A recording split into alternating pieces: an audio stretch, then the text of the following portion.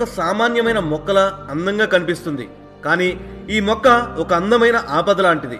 ఈ మొక్కని Asian pitcher అని కూడా అంటారు. దీని యొక్క ప్రత్యేకమైన ఆకృతిని, అందాన్ని చూసి ఎన్నో చిన్న జీవాలు ఆకర్షణకు గురై దీని దగ్గరకు వస్తాయి.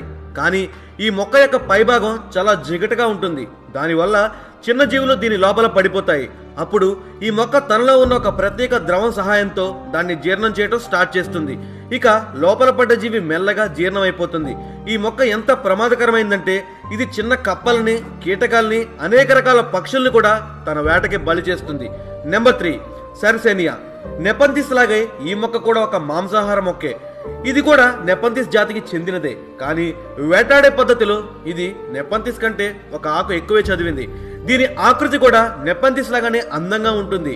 కానీ ఈ మొక్క కేవలం చిన్న జీవాలు, కీటకాలనే వేటాడుతుంది. జీవుల్ని ఆకర్షించడానికి ఈ మొక్క తన పుష్పం యొక్క లోపల కింది భాగంలో ఒక తీయటి పదార్థాన్ని తయారు చేస్తుంది. దాన్ని ఎనాక్టర్ అంటారు. ఈ చిన్న జీవాలు ఈ ఎనాక్టర్ కోసం పుష్పం లోపల భాగం వరకు వెళ్తాయి. కానీ కింద ఉన్న జిగట పదార్థం వల్ల పైకి రాలేకపోతాయి. ఈ మొక్కకి ట్యూబ్ లాగా ఉండే పై భాగంలో ఒక మూత ఉంటుంది. ఇది ట్యూబ్ లోపలికి వర్షపు నీరు పోకుండా ఆపుతుంది. ఇక ఏదైనా జీవి దీని లోపలికి వస్తే ఈ మొక్క ఆ మూత ద్వారా దాన్ని బయటకు రాకుండా ఆపుతుంది. దాంతో ఆ జీవి లోపల ఉన్న ద్రవంలో కరిగిపోతుంది. దాంతో మొక్క ఆ జీవిని జీర్ణం చేసుకుంటుంది. నెంబర్ 2, ద్రోసెరా. ఈ మొక్క యూరోప్లోని కొన్ని ప్రదేశాల్లో ఉండే వేటాడే మాంసాహారపు మొక్క. తన ఆకలి తీర్చుకోవడానికి ఈ మొక్క వాడే వేటాడే పద్ధతులు చాలా భిన్నంగా ఉంటాయి. ఈ మొక్క యొక్క పైభాగంలో తెలుపు రంగు పువ్వులు పూస్తాయి. కింది భాగంలో ఒక సుగంధ ద్రవం ఉంటుంది. ఈ ద్రవం మొక్కకు గల అందమైన స్ట్రింగ్స్ కి ఉంటుంది.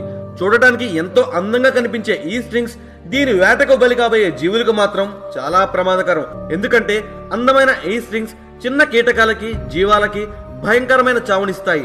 చిన్న కీటకాలు మరియు ఈగలు ఆకర్షణకు గురై ఈ స్ట్రింగ్స్ పైన కూర్చుంటాయి. ఇక అవి వాటి పైనున్న జిగటి ద్రవంలో ఎంతగా ఇరుక్కుపోతాయంటే అవి అక్కడి నుండి బయటకు రావడం అసాధ్యమైపోతుంది. ఇక ఆ జీవి ఆ ద్రవంలో ఇరుక్కుపోయినాక మొక్క తన స్ట్రింగ్స్ ని రోల్ చేసి జీవిని లోపలకు మడుచుకుంటుంది. ఈ మొక్కలు ఆకారంలో ఎంత పెద్దగా ఉంటాయంటే ఇవి చిన్నపాటి పక్షులని, కప్పల్ని కూడా వేటాడగలవు. నెంబర్ 1, డయోనియా ముసిపులా.